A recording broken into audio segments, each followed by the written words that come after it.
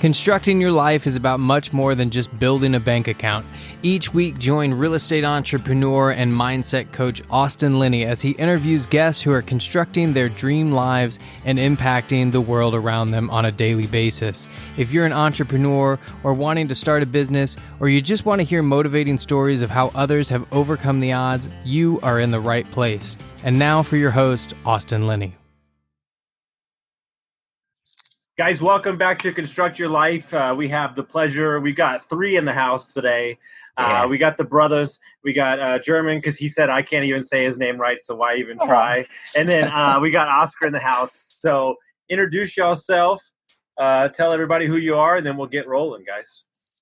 Yeah, man. So I'm Oscar, and it's my brother. We're real estate investors. We are, paving our own way through mistakes, hurdles, mindset changes. We could dive into whatever you guys want in this show, but we live and we learn, and we correct, and we do better. That's kind of our mantra, the way we do things, and we try to grow with people, and always give back when we get to another level that we think we're good at. So yeah, that's kind of my take right there. German, go ahead. Yeah, man, my name is German. Like you said, man, I'm in the military. I've been in the military for 19 years.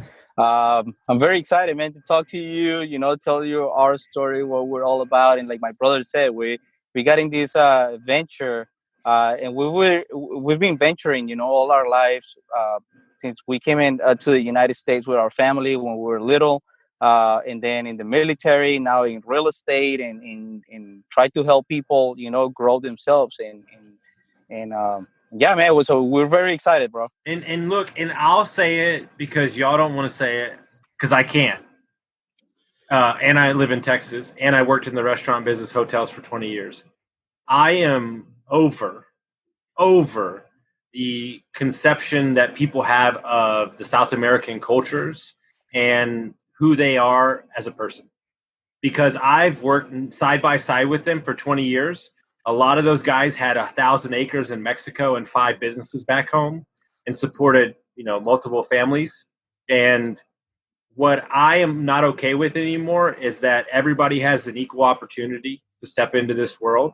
And I do business with 3 types of people: military, people that have been recovering addicts, and people not from America.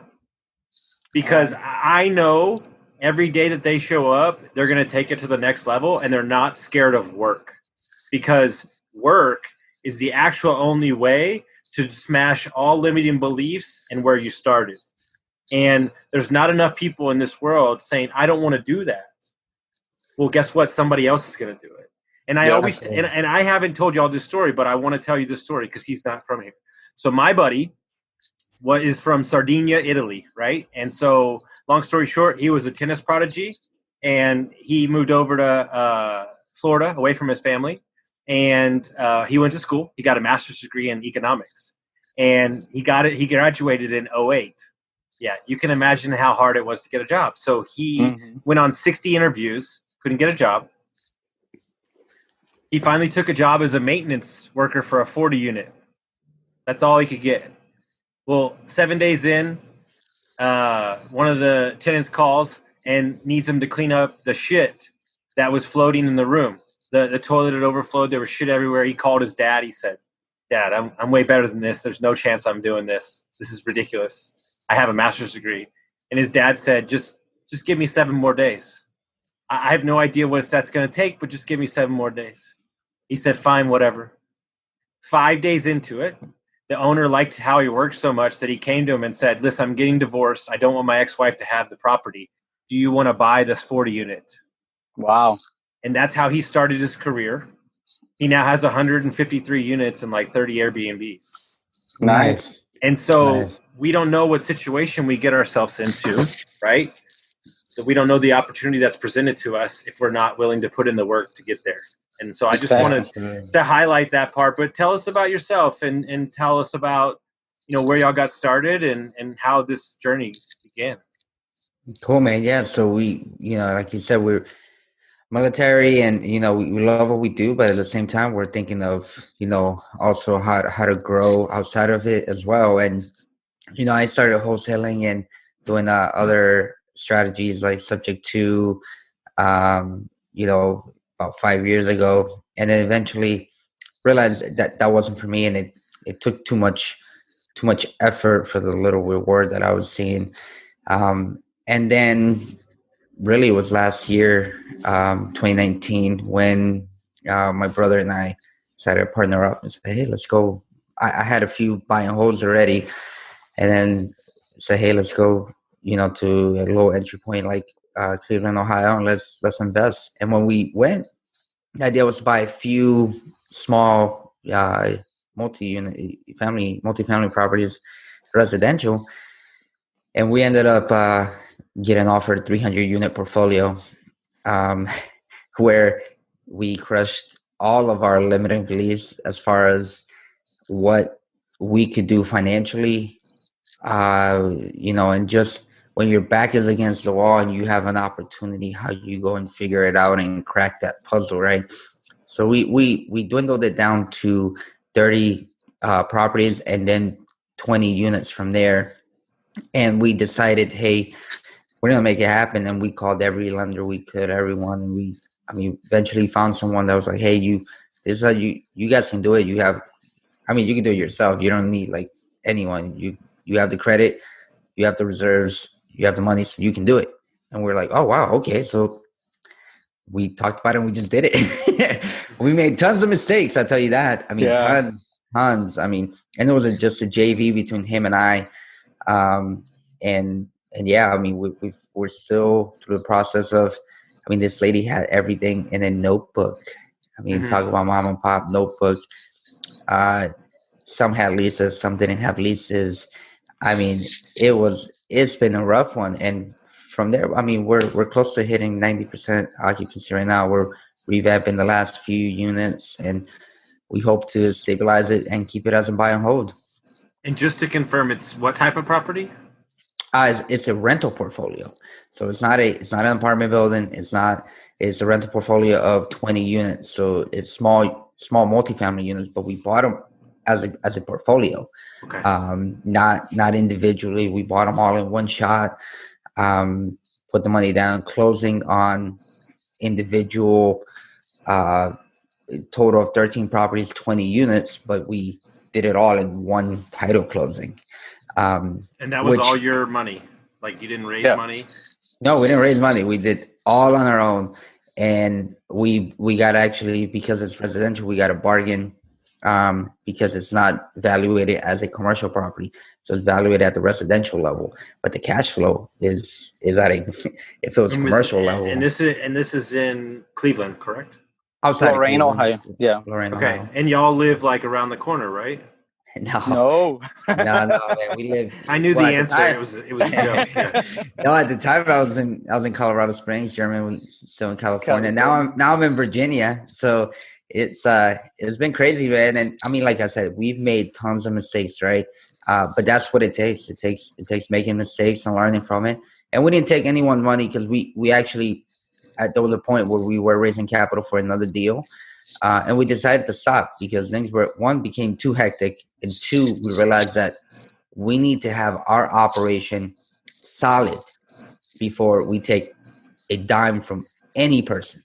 And we have that opportunity, but we're not going to do that because we want to do right by investors. We want to do right by ourselves, So there's a lot to unpack there. What was, and I always like to ask this question, you took it down. Of course, it's been stressful, but what was easier than you thought? Than probably what you told yourself? Let me get into that, man. Yeah. Because the story, easier was, I think, getting those limited beliefs out of our lives. Because the reality was that my brother and I were going for 1 or 2 units. That's what we thought that we were able to afford. And so the easier part was finding the deal. And I think that's the easiest part of all. When you find the deal and people struggle, like, no, I need to get that deal. Well, yes, it is difficult right now. But the easiest part, I think, of our deal was finding it. The way that we did it is actually a little unorthodox compared to how people tend to find deals. But we made it happen. And so, in my opinion, that was the easiest part. The deal fell from the sky.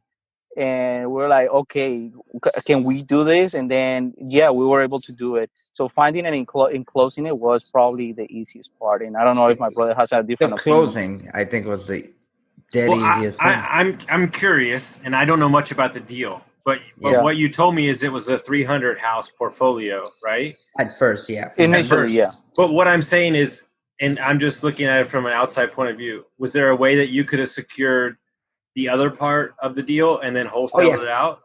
Yeah, we could have. And we could have also raised capital and taken it down.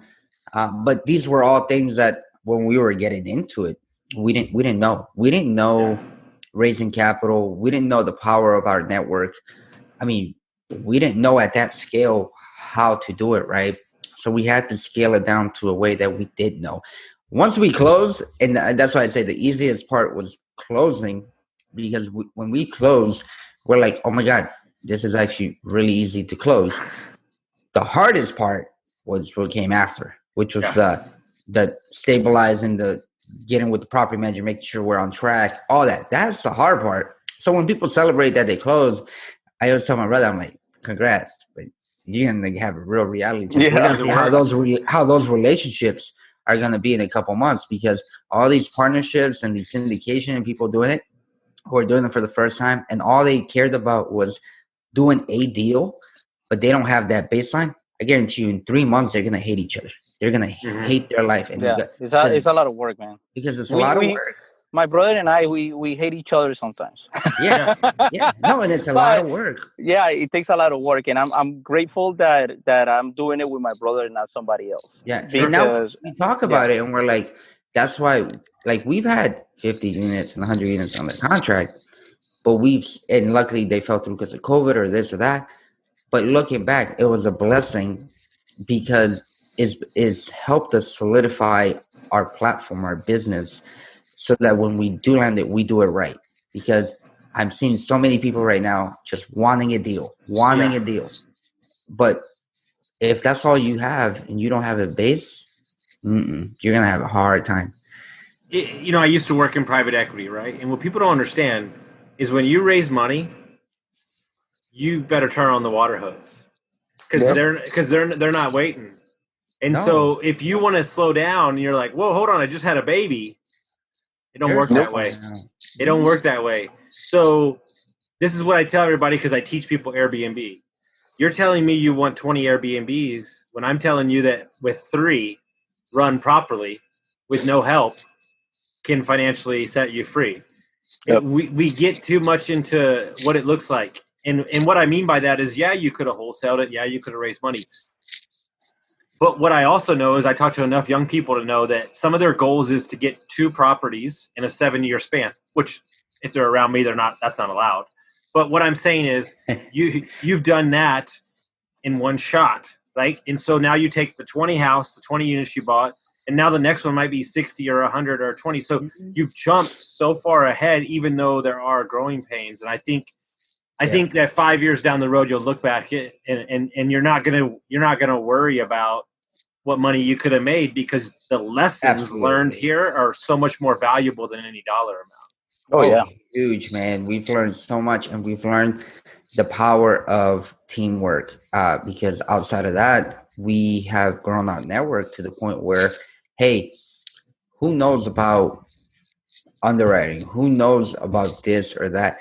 And we go, and if we have to pay for mentoring, we will, because that's only going to help us in the long term, right? So we're Jake and Gino students because of that reason. Just our knowledge, we can't even explain it, man. It is ridiculous. One of the greatest things I ever heard, and I thought about this morning when I was talking to one of my coaching clients.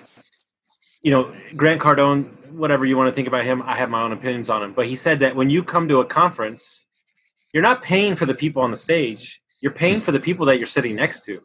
And when you hire me as a coach, I'm going to help you. But you're also paying for my network, which is 20 years in the making. I'm going to introduce you to multifamily guys, Jake and Gino guys, a wealth advisor, a social media expert. Like I have gone and cultivated these relationships. You get them automatically because you're in my circle, and I don't think people put enough stock in that. No. They don't because you know what? People want to do it themselves, right? And that's a natural human habit to say, I did it. But the reality is that no one does anything by themselves, right? We all have someone we lean on. We all have someone we bounce ideas off. Why not bounce it off an expert? Why not take that extra investment? And that's something that it takes time. Some people have to shift their mindset a little bit on that piece. And it took us time too. I mean, I had to be comfortable with spending the money to say, actually, you know what, bro? We absolutely need it. And we need it now because we're in it now. Like and I think that was besides the properties, that was the best investment that we made. Yeah. And it's just having that backstop, right? And my favorite quote, my favorite thing I always say is like, you only know what you don't know because you don't know. Yeah. And it's like, and the thing is like, I've been to a Jake and Gino event. You get around people that have bought 1,200 unit portfolio, and they're like, well, I mean, we didn't really know what we were doing, but we did it. And then like, here we are. And then it's like, okay, we did it. And so like, I would imagine that no matter how hard it's been, that both of y'all believe that anything is possible now, right? Yeah, absolutely. And that's why we have long-term goals, strategies, and we have different business ideas we solidify every week. I mean, and it's growing little by little because we still have our jobs. My brother's retiring by the end of this year, and I should retire in 10 years if I stay in. But, I mean, if it all takes off on the side for me, then, I mean, who knows? Maybe I'll stay in, but maybe it'll be a fluid thing where I don't have to pay as much attention to it. Who knows, man? But there's a lot that goes into making all this happen, right? Because I look at both of y'all, and y'all both serve, and my business partner's in the military. He's in Hawaii right now. He's a helicopter pilot, captain in the military. Who are your, I would imagine that both of your parents are extremely proud of the men that you become. And where did you learn this service of duty from? Where does this ability to learn and everything, where does that come from? Man, can I do that? I like to be honest, man. I like to be open. I mean, yes, I always had that sense of because we came from real like humble backgrounds, especially when we landed here in the U.S. And for some reason, and you might get this story from people that said there was something in me that always told me that I was gonna do something different than most of the people in my circle, in my inner circle. So I always saw myself out there. But then because I always saw that potential, I always wanted to find something that would allow me to help other people, right? But then with the military, to be honest with you, I didn't seek the military to help. I never, it was never in the mind. So I want to be honest to you that, I want to be a patriot and I want to give back to the community or the country. No, the Marine Corps fell out of me being desperate to find something else because college wasn't for me at the time. A higher calling. So I joined because I wanted to get out of the place that I was in, and thankfully, I mean, it allowed me and it provided everything that I wanted without even knowing what the Marine Corps was at that time, because I didn't even know what the Marine Corps was. But I just jumped in and I was like, you know what? I was looking for adventure. It gave me the adventure. It gave me the knowledge. It gave me the discipline to do a lot of things that now allow me to work with my brother and do what we're doing. A sense of loyalty as well. Because now it's like if I work with somebody, man, I'm not looking to gain something for myself, but as a team. It's like if we don't all do it, then I can't sleep at night. So that's basically where I came from with the military. Yeah, and I think it was the same thing. I think I saw him go in, and honestly, I mean, we grew up in not one of the best neighborhoods in New Jersey, and all our friends are like mechanics, and they're still doing the same thing. They do what they were doing 10, 15 years ago. So for us, for me, it was, well, I didn't want to do that. And I didn't want to just stay in my neighborhood. I wanted to do something else. So for me, it was okay. Let me try the Air Force. And then when I got in, I've always been curious and wanted to learn more. And then I saw, I would always talk to people higher ranking than me and things like that. And eventually, I said, hey, I can be an officer. If that guy can be an officer, I can be an officer. And then I was like, let me try it. So I did. I got picked up for a scholarship. I ended up going back in as an officer. And I think it's all about exposure, man. I think for me, it's been awesome to be around people that have a vision and a camaraderie to do a mission and get things done, right? And you meet, just like in anything, the military, you meet people who are gung ho, and then you meet people who are also lazy, right? And you learn great leadership. I've seen the best freaking leaders I can ever meet, and I've also met some of the worst that are extremely micromanaging and will tear your life apart because they're higher ranking than you, and that's not a leader. That's just a boss, right? So I've seen all those, and I think all that has shaped my brother and I who we are today. But I think it comes down to a lot of exposure of as a minority, right? We don't have exposure to people who have a sense of accomplishment and done certain things in their life. So going from enlisted to officer to me was a huge deal in the fact that I was now around people who had gone to Ivy League, or they were lieutenant colonels and they had done investments on the side. And all these people who I became friends with, or who would tell me, oh yeah, my dad's a hedge fund manager or this and that. And I'm like, man, I would never interact with people like that. And little by little, I would pick people's brain, like, what do your parents do, or this or that. And then it came back around, and eventually that's how I ended up finding real estate, other things like that. But I think exposure is such a huge deal, getting out of our comfort zone, out of our neighborhoods. And it doesn't matter if you're black, white, whatever. We all have our comfort zones, and we just need to get out of them to grow, right? What I'm fascinated with as I continue to do the podcast and meet people, and I didn't have it this way, so whatever, but I'm fascinated with the amount of fortitude and burden that it takes for a group of people, meaning you and your brother, to break the chains of generational poverty, whatever you want to call it, or unknowing of skills and techniques. Because, and I almost want to do another podcast just about that, because I look at both of y'all and I realize that, don't get me wrong, you want financial freedom, it's very exciting, but I almost sense it in just my ability to understand energy, that this is so much bigger than y'all, both of you. Oh yeah. It's about teaching your family, right? Meaning not just your immediate family, the family in general. That, and I say this, do you know my buddy Adrian Salazar? Do you know who he is? No, I don't. So he's 24 years old. He owns 187 units. He lives down in Texas. He's been working in real estate since he was 17. Awesome. I looked at him the first time we met him, and I said, let me explain something to you. You think you're buying apartments? That ain't what you're doing. He goes, what are you talking about? I said, you are proof that a Hispanic man doesn't have to be the sheetrocker. He can own the damn building. He goes, shit. He goes, I didn't think about that, because it's the truth. You're breaking social norms. And right? This is so much bigger than both of y'all. No, it absolutely is, man. Yeah, and actually, I sent an email, a text to my brother the other day, because we were talking about that, right? And I almost cried typing that text, and actually my eyes got watery because I remember the text and you were talking about that. It's actually bigger than that, and you might not be conscious about it, as you do it. But once you are, and I'm not saying we're at a level that where we want to be, but we can see it, right? We can go like, okay, yeah, we're gonna get there one day.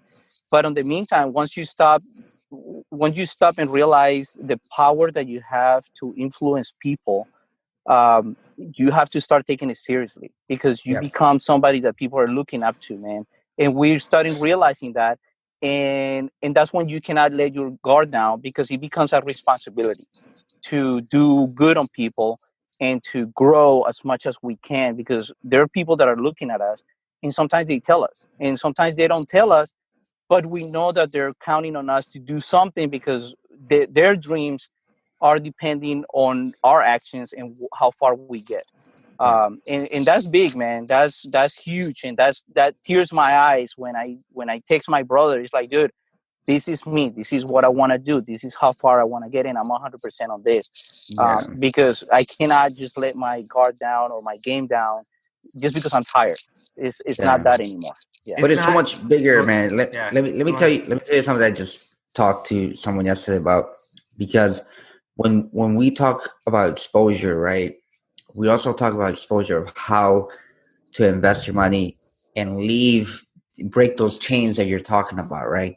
So, for example, our podcast, General for Financial Freedom, our concept is constantly evolving. But what I want to make sure is that minorities and Latinos and people who don't have access to non-traditional investments that will accelerate their money and wealth building process, even though they're not looking for wealth building, because all they're looking for is getting out of a rat race.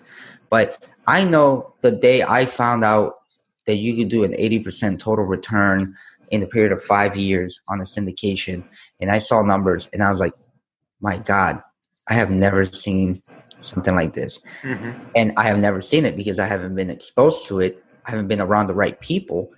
But if me as a Latino can bridge that gap to people who might be interested, but they're scared or they don't know how or whatever, and I can show, hey, all these people are doing it, you can do it too. Even if they don't invest with me and they go do it with whoever, at least I put the bug in their head to say, hey, man, it's not just stocks. It's not just bonds. It's not just RIA. It's not your 401k. There's other ways to do it and maximize your money so that you can leave your neighborhood if you want one day, so that you can grow, so that you can try whole life insurance with infinite banking concept. I don't know, but there's millions of ways of doing it differently than the way we've been taught. Yep. No, and I had a conversation. I just interviewed him before this. I've known him for 17 years. He runs all the money for UT, $50 billion they run. He's from Venezuela. His wife's a doctor here in the States too. I texted him the other day and I said, for the foreseeable future, meaning the rest of the time that I'm on this fucking earth, we are going to start a financial education and mindset class for kids from fifth grade to high school, because I was very smart. I didn't love school. It's not my thing. It's not my bag. And my own limitations of what people told me in conjunction with my alcoholism and everything held me back from just now being 36, 38, 37 to get the financial education that I needed, because my dad's a doctor, right? So it's like, go to school, go to the scene. When COVID hit and all these things started happening, I thought to myself, like, how do you truly make a difference? Well, and then the riots started. And then I talked to my friend who's an investor in Memphis, who's an African American. And she said, Austin, what you don't understand is the simple fact. It's not that we're upset. Like, I don't even want to get into that conversation, but what I'm saying about investing in money, she goes, the people in the neighborhoods, the underprivileged neighborhoods, don't know. And I'm like, I don't like, what are you saying? She goes, they don't know how a credit card works. And I'm like, nope. I'm like, huh? Well, hold on. And so I taught a class for her, the group she's using. And so, and now that I'm seeing y'all and talking to you, like, I'm going to have y'all involved and stuff. But I get so much more of a charge out when I can meet an 18-year-old kid and he's already done a first wholesale. And I'm like, dude, you are like way beyond your years. You're like 10 years ahead, bro. Like, I'm like, Jesus Christ, I could barely put on pants. Like, and so he DM'd me, right? And I was in Florida and I was like, I just called him and he's like, oh my God, you're calling me? And I'm like, yeah, dude, like I'm going to watch this process over the way. And so that's why I get so excited about this, because you're 100% right. You know, I heard about infinite banking a year ago. I'm like, oh my God, this is amazing. Could you imagine if you started this when you were 18? And well, I'm going to open one up for my son who's a year old. So in 20 years, when 20 years. Yeah. And so we have, and it's so funny that you say that, because I told this to my buddy the other day. It's not an option that we don't share what we know. Meaning, yeah. meaning we have an obligation to do the podcast. And when you remove how many people are listening, when you remove all those things, because somebody, right? I heard a great quote. If you have one follower, you're an influencer. Yeah. So it's like you can influence that person. And so I see my young guys that I coach, and dude, they're like, yes, we like, and all I'm doing, and I think you're doing the same thing. All I'm doing when I'm on the podcast or I'm coaching somebody, I'm saying, what would I have wanted to know when I was 18? Like, what would I have wanted to know that's going to speed me up 10 years, right? And so let's talk about this. Let's really hit home. You can easily just continue to buy single family properties. And it's not that you won't buy portfolios or more single families.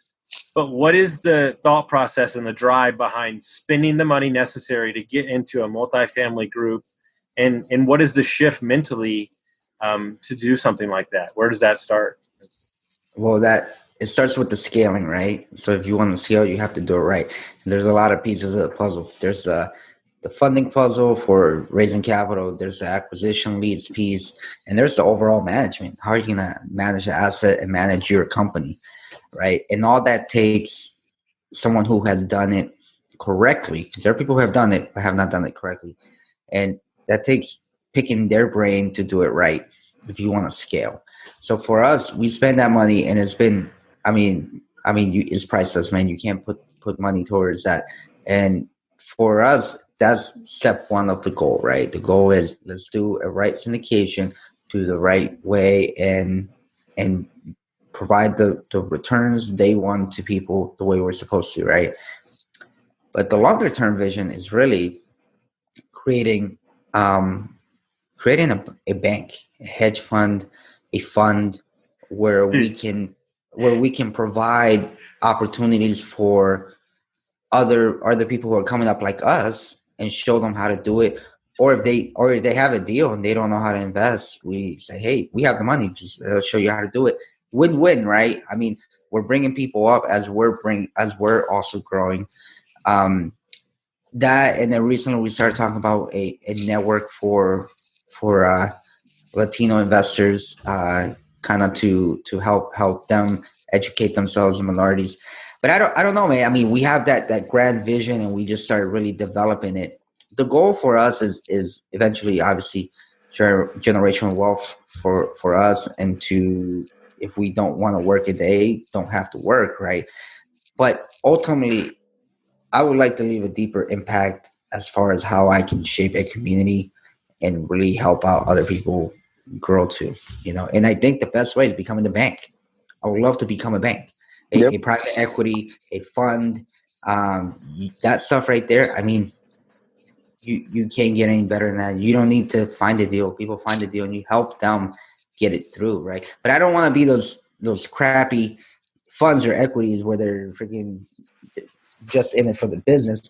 I want to do it with a purpose, right? And the purpose is to help other people who are coming up, especially people who have never been exposed to this kind of world. Yeah. That was going to be, by the way, just so we're clear how we both think, my next question was going to be, have you ever thought about opening a fund? Oh, yeah. We're working on it, man. No, yeah, I've been teaching myself for the last 2 years, and I've worked in private equity, and there is so much value to people being able to place money with people that they can relate to, right? Yeah, to have a story, right? Mm-hmm. And I see in my head, I already see y'all's business as a equity fund, a mortgage company, an insurance company, and a construction company. Like, I see it all. And, you can, this is something I talk about a lot. And I think this is what gets lost. It's a simple thing. But I heard a quote, and it said, when you become a landlord, become a fucking landlord. Like, if you're an Airbnb host, become an Airbnb host. Like, what we're too concerned about is the return that we're getting on the flip when you're not realizing that you're feeding 10 families by the people that are working it. Yep. And when you concentrate on those aspects, then you remove yourself from the emotion of it and you focus on what matters. Exactly. And you can make the money, right? And who doesn't want money? I want money. I want to live in freaking Italy. Of course I want money. But I always lead with impact first. And I look at the both of y'all, and it makes me happy that you're being like, y'all know Diego Corza or no? Yes. No. Oh my God! What am I doing? You gotta make these introductions. Guys, this is me. I'm You gotta sorry. make those introductions, I'm sorry. man. This is me. I'm gonna, dude. Y'all don't even know what's about to happen to y'all. I'm introducing y'all to so many people. Man. He's got a guy who's been in the military, who's been doing drop shipping since he was 18 and traveling the country doing drop shipping in the military. About to start buying real estate. He could teach all your guys drop ship. I mean, dude, I got everybody. But Diego was the first guy to start the mastermind that I became. He's a dreamer, and he talked to the Supreme Court. He's been on Bigger Pockets. I mean, everywhere. And he's 29 years old, and he's a millionaire. And he's got like 30 properties. He's going to close 50 deals this year as an agent, and he is helping the Hispanic community get loans, right? And show them the process and how to house hack and all that stuff. And so what people don't understand and what they don't talk about enough is when you and I are doing these for other people, we're learning too. Oh, yeah. Like, so we're learning about ourselves. And when you have that big of a vision that y'all do, you can get up every morning. Oh, yeah. Yep. Yeah. I wake up so motivated every day, and I'm thinking, okay, what do we need to get done? And I have it all written down as far as how we're going to get it done. I mean, my brother can attest to that. I'm a task management guy that breaks it down. I think as I look on your faces, because you are brothers, I can see the difference in your personalities. I don't even need to make y'all take a test. It's what I do. Have y'all read Rocket Fuel? Not yet. I'm on traction right now. Okay. And these guys gotta get disappointed at us. guys. If I'm not mistaken, Oscar integrator, right? Yeah. And then visionary. I'm telling you right now, ENJT. You'll read this book and go, are they in our souls? Like, are they in our souls? Because my business partner loves the tax code. He is a spreadsheet guy. If I never look at a spreadsheet ever in my life, I would be the happiest person on the planet. I want nothing to do with it. It's not my thing. But when you have that power combined and everybody knows their defined roles, you explode, right? And I think I would imagine that there's a little more tension in the process sometimes because there is family blood, right? Absolutely. But it's a different type of tension though, because my brother and I, man, we love each other. Like I'll give my life for my brother anytime and for his family. Yeah, and it's the same way around. So obviously, I mean, there's gonna be days when things don't work and we get frustrated and we tell each other what we have to tell each other. But guess what? The next day I wake up and my brother, I mean, we have a history that we cannot kill just because one day we're pissed off at each other. So that's what I'm saying. I'm grateful that I'm doing this with my brother and not somebody else, because it's easier to just throw the towel with somebody else that you don't have that connection, you know? Yeah. So you gotta do that. So I think you're absolutely right, man. So like I'm the integrator. In my job, in my career, I've been the guy who stood up units, helped stood up squadrons from scratch. So I like building and I like integrating teams and managing teams to do stuff. There's always going to be ruffles, right? Because people have different ways, different characteristics, right? My brother he is a social butterfly. He is the man who can connect people, I knew it. Right? Yeah. He can connect people. He is great at it. And while I have a great personality, I'm more straightforward and I'm more blunt and I cut to the chase. My brother's like, man, let's go drink beers. And I'm like, nah, bro, you messed up today, so you're on timeout. You know what I mean? So that's my personality, right? And you got to play to those. But I know that as we grow and the right people in the right seats are in our team and as we grow, I won't have to worry about certain things because processes should be flowing and the right people are there. And my brother is key to that. You know, he's key because he's my right-hand man. I trust him 150%, right?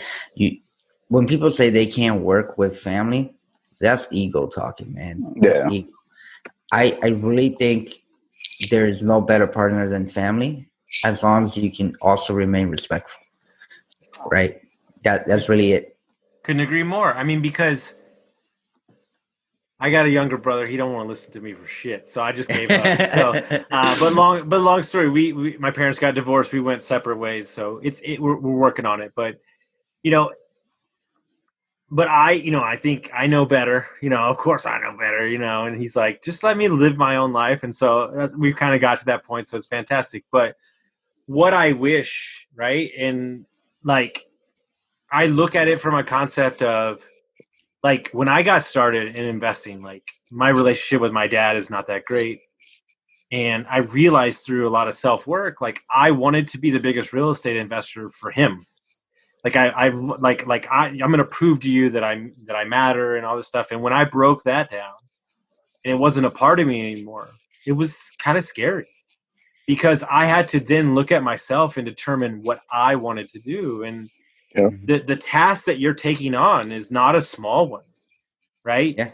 Because ultimately what you're building is for your legacy behind you, right? Mm-hmm. But damn, it can sure light a fire every day, right? Oh yeah. Like, and I find myself, right? I find myself getting so much more enjoyment out of my client's success than my own. I've almost removed myself from giving a crap about my own investing, because I'm so excited to see what they're doing. Yeah.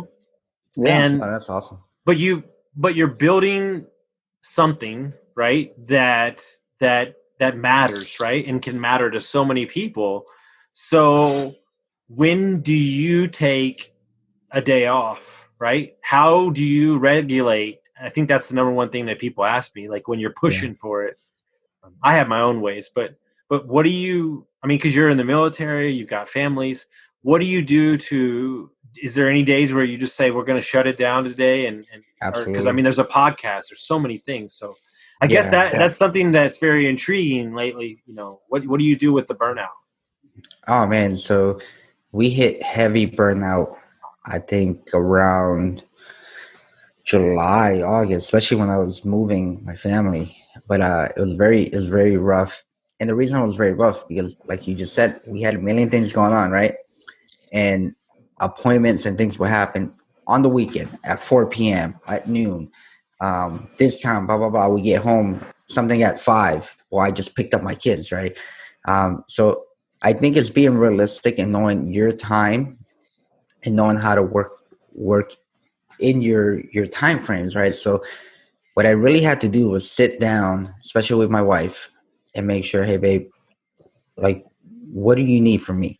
And like, how can I make this work, right? A real honest conversation. And flat out, I mean, she was telling me this for a few weeks, but we always reach a point where it has to be a breaking point, right? And then she tells me, look, I need you present in the moment. When you're not doing that, I need you off your phone. I need you this, blah, blah, blah. It's like, okay, got it. And what I ended up doing was really, okay, saying, okay, I pick up my kids at 4:30, from 4:30 to 8. At 8, I put them to bed. And at 8, and they're younger, they're 3 and 1, and put them to bed. And after that, I can work on whatever I want. If we have a podcast, we usually do them late, around 8:30. We'll do them 8:30 Eastern time. For Germans is earlier. And then we decided, okay, on Monday is my brother and I, our team meeting. End of the day. Tuesday, the end of the day is reserved for either a podcast or some kind of meeting. Wednesday, we don't have anything unless we decide to an ad hoc meeting. And then Thursday is a podcasting. I don't touch anything on Friday. Don't touch anything on Saturday or Sunday. Those are extremely reserved for family, and that's it.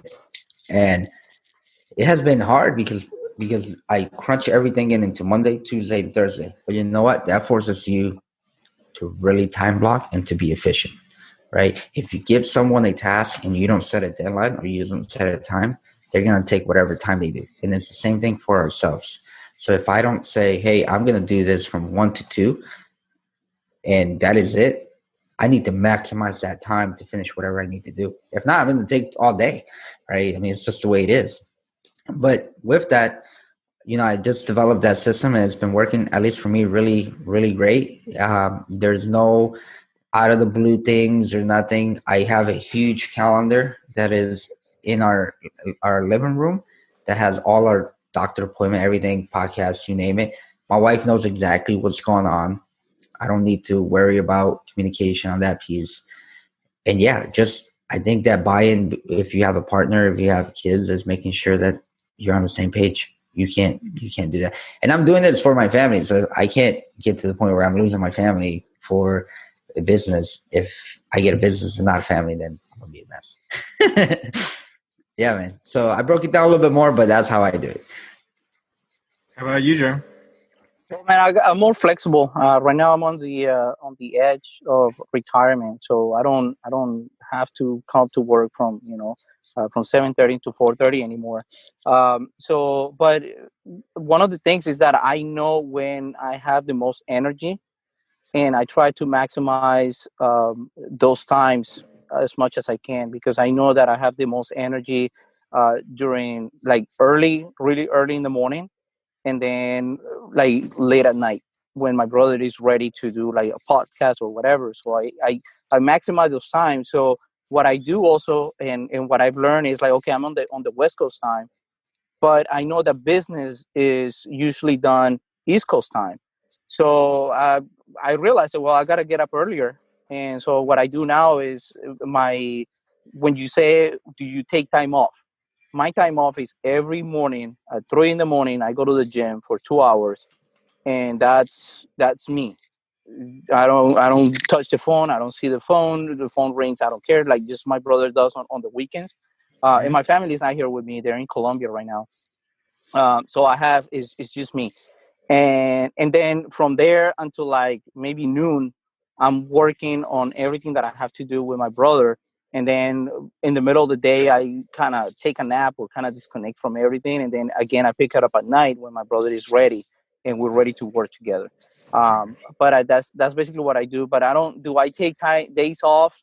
Of course, I mean everybody goes up and down. Sometimes you need like a whole day, a random day, and it's easy when you have your own business to create your schedule, even though you're trying to build something big.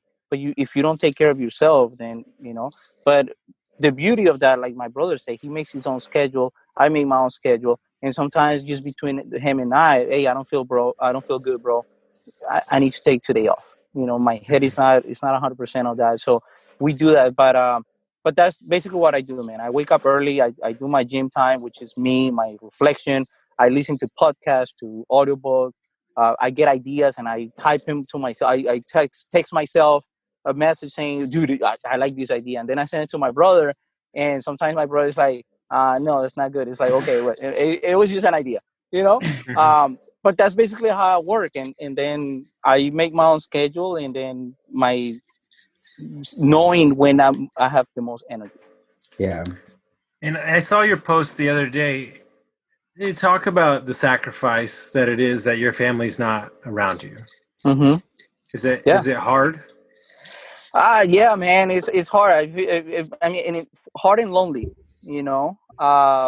But again, I know, and because we kind of did that with my dad when we were in Colombia, my dad had to leave us to come up here. Man, hold on, I'm tearing up.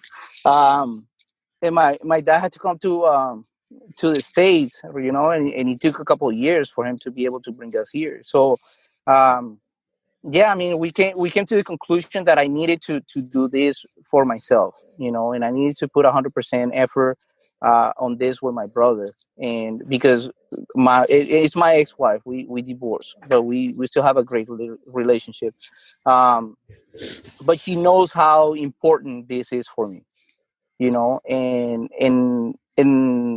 and she was like, hey, you need your time to do this, do it, we'll leave, and whenever you're ready again, we'll come back and we'll work on our son together, so yeah, it's hard, but you have to make those sacrifices, man, because if you don't realize your dreams, how am I going to tell my son one day, hey, you have to realize your dreams, So yeah, I mean, he's away for a little while, but I also have, because I'm retiring, I have the luxury to be able to travel anytime and still do what I'm doing with my brother long distance, because we're already doing it the long distance.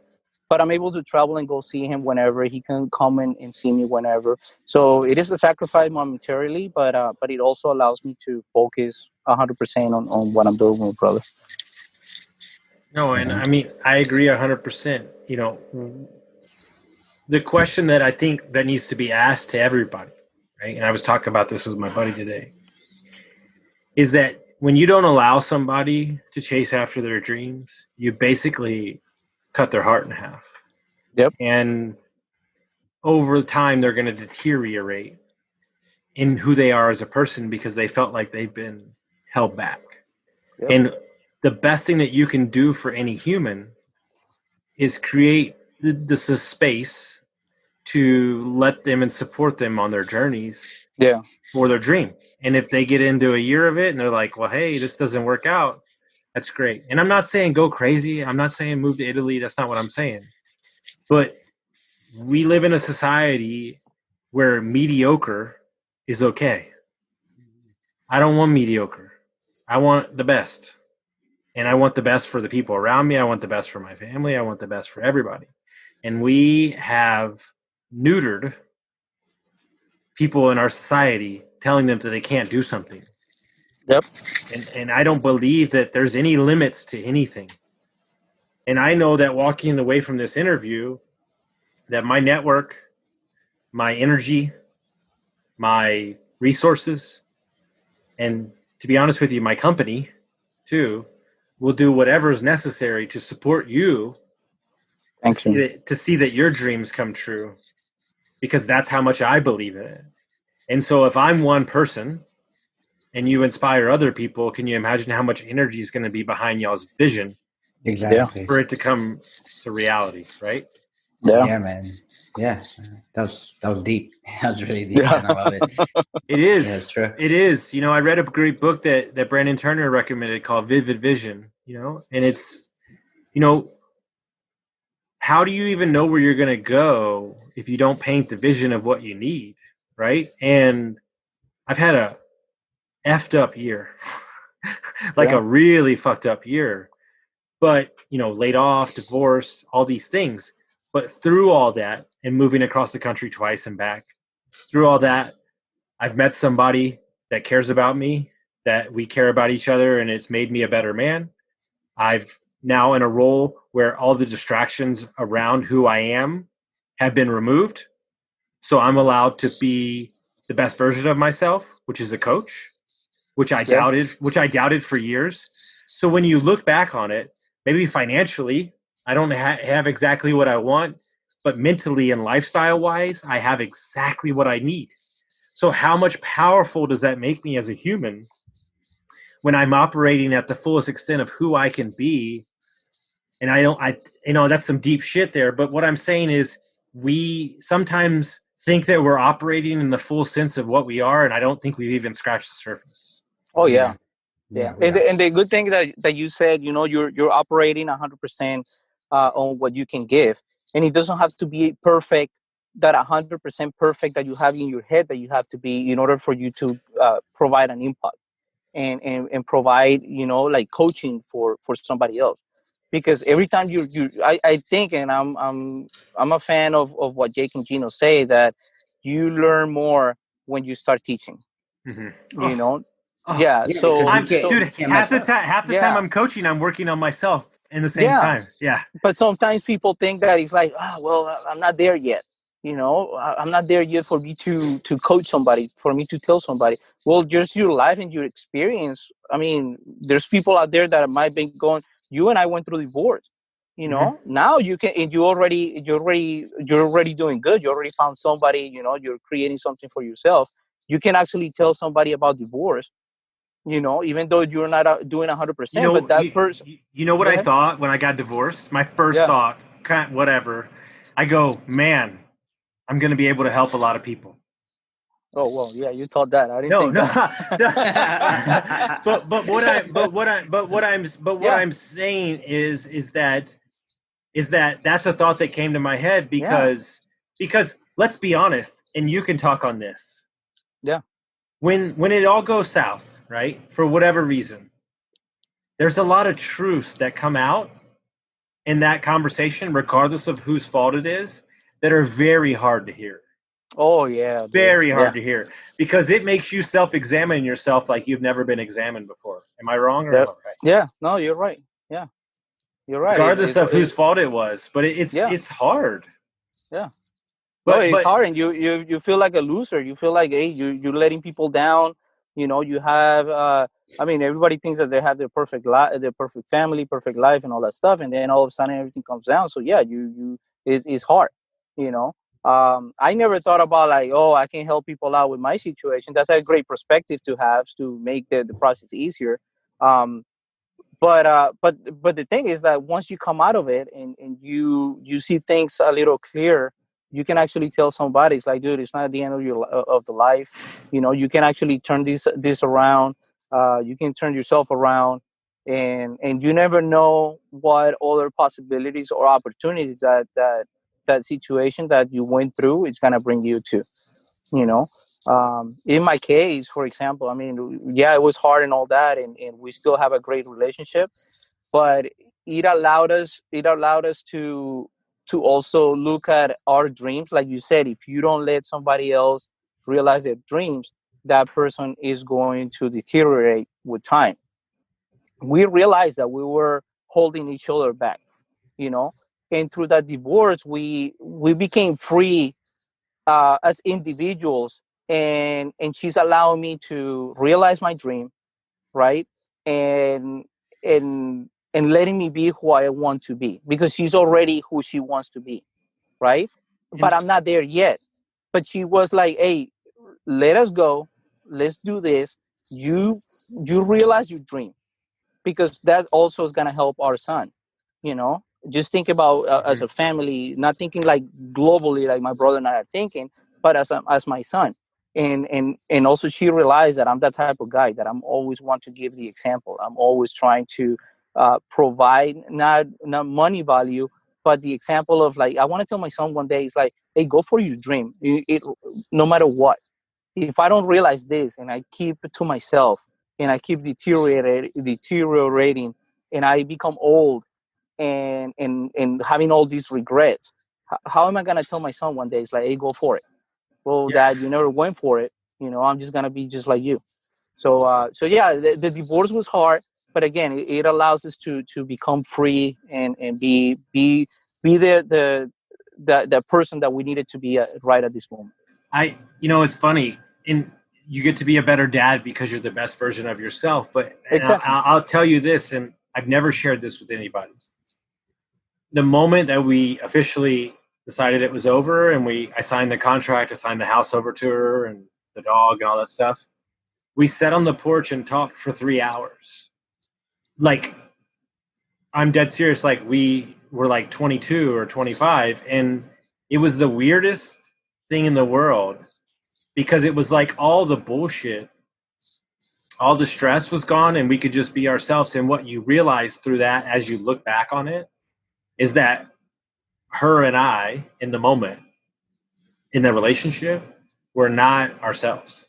Mm-hmm. We were some messed up version of ourselves that were lying to each other about who we were. And there was so much just to keep it together. Yeah. There's so much context, because here's the scary thing that they don't tell you. The choice to do it, the choice to get divorced, is the hard decision. Yep. And then you have to break up with their family, who her brother's a friend of mine, and you have to break up with all these things. But it's something that my buddy said to me. He said, you have the opportunity for 50 years of more happiness. Don't just be in a prison because you think it's what you should do. And that was kind of the freeing moment for me that allowed me to move on. And I would imagine that even though the days are still hard for you, that there's a glimmer of hope that you're seeing with inside yourself that is getting exciting, right? Oh yeah, no, I'm excited, and what I'm doing with my brother, I mean, it's my life, man. You know, this became my life, and it's my life, and is it's a huge dream that sometimes it's so hard to put in words. And that's what I'm working on. And like I said, man, sometimes uh, just texting my brother, man, just texting what I dream or what I'm going through or what's going in my head or how excited I am of an idea that he gives me, or maybe a question that he's like, and he makes me think, and I have to answer to that question, and he makes me dream so big that I'm like, holy crap, man, and he tears me up. I'm texting and I'm like, holy crap, man, like, and that's the life that I was looking for, bigger than myself, and it's a dream that hopefully we get to achieve, and if we don't, then I have no regrets because I went all at it, and that's what I want in life at the end. I want to I want to get old, and when I'm about to die, have no regrets. Hey, I'm ready because I did everything, every single thing that I wanted to do. I wanted to do, and I tried it. So that at the end of the day, I think that's what life is all about. Whether the money comes, I mean, and we know it's gonna come, but it's also another tool to make a significant impact on the world. Why not? So I'm gonna say it because I want it recorded. So when we do it, I can play this video back. Okay. All right. So my dream, we're doing it together. I already have the people. I already know who's gonna do it with us. And I mean this. I couldn't be more serious about saying something. My dream, the reason I truly want to make it is because I want to give fucking houses away. I'm not talking about giving, a piece of sheetrock. I'm talking about a house. Okay. Yeah. So what we're going to do, all of us together, is we're going to create a separate charity from the fund and whatever fund I create. And we're going to pick military families that have been affected by war or battle or whatever. And we're just going to give houses away. I love it, man. I love it. In that we talk about stuff like that all the time. So I posted on LinkedIn like a few months ago about the affordable crisis that is gonna come at some point. It's a nightmare. We keep raising rents for the sake of profits, right? And I get it because you have to have investment, but there's other ways that you can value add a property, right? There's other ways. It's just that the easy way is raising rents, right? So what people don't get, and what I wrote in that post was that we're gonna raise rents, and our deal coach, who's Bill Ham, 20 plus years of experience, agreed with me. We're gonna raise rent right into rent control. Mm-hmm. And we're gonna mess up a whole profitable system that we have in place because we're too short-sighted to see how we're gonna mess it up, right? Because at some point the working class is gonna be pissed off, and the politicians are gonna have no choice but to implement rent control unless we find creative solutions. So I literally proposed in that thing, if anyone in my network knew how we could possibly set up a third-party charity / subsidy through my idea was through your job. Like if your job could somehow write that off, but they provided money to the charity and they help provide housing for that community now through that charity, then it's a win-win, right? They're helping with housing, but they're also writing it off on the business. So now you get either cheaper housing or free housing. Yeah. And a whole bunch of lawyers came out and said, no, that's not possible. You got to change some laws in order to do it. I digress. But listen, what I see the actual way to do this is like I've been teaching myself, is for us to become builders and then create communities of 1,200 square foot houses at an affordable price, backed with a mortgage company and a furniture company, right? That is on a buy to whatever, but where the charitable donation is the down payment on the property, right? They were to make the payments, right? Yeah. And so I think the only way to do this is to go out and create it yourself because there's going to be too many stipulations from Yeah. the other side. Anyway. Look, and I don't talk politics. I could care less. I'm not going to get into it because I control my own world. But half of the reason that we're having these conversations is because I'm all for capitalism. But half of the reason we're having these conversations is because all these companies are short-sighted in their beliefs. Yes. And we are accelerating the gap too quickly between what somebody can make and what they can afford. Yes. And here's where we are. I agree, man. It's short-sighted right now, and I think it's gonna take guys like you, like me, like my brother, and I'm sure there's other guys who are working on it as well. But the day that we can put our strengths together and do something bigger, we can help change that status quo. And all it takes is one company to do it and be the leader, and the rest will follow, right? In my example, I wrote, what if someone like Amazon did it, right? Because Amazon has the money to actually do a subsidy like that and to make it profitable. Mm-hmm. And if they did, I guarantee you everyone would fall in line and say, yeah, that's freaking amazing. Why don't you just do that? Mm-hmm. But no one thinks of that crap, because it's not impacting them. They've never been in that world where they have to pay rent or pay for food, right? Like that's not a good way to live. Yeah. Yeah, we can't give all the secrets away, but I just had a great idea. So we'll share it off the podcast. But guys, how do they find out about you? How do they get a hold of you? The podcast is amazing. Tell everybody. Okay, Jeremy, if you want to go. Yeah, man. No, so our podcast, REI Brothers, in every single platform that you might listen to your podcast on. We're also on YouTube, REI Brothers. We're on Facebook. You can find us by our names. We're very, very approachable. LinkedIn as well, Oscar Buendia, German Buendia. Our website is www.gooddaycapital.com.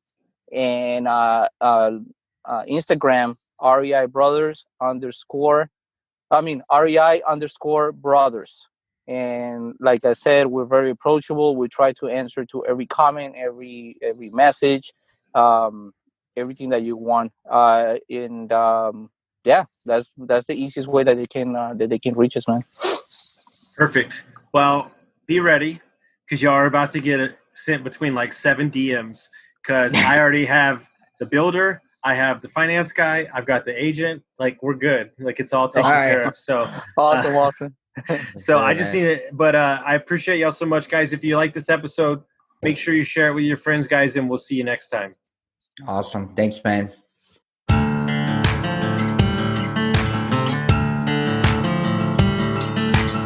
Thank you for listening to Construct Your Life with Austin Linney. If you enjoyed this episode, be sure to rate, review, subscribe, and pay it forward by sharing with a friend. Most importantly, take this opportunity to start constructing your life by taking immediate action on what you learned. For show notes, resources, and more information on one-on-one coaching with Austin, visit constructyourlifepodcast.com.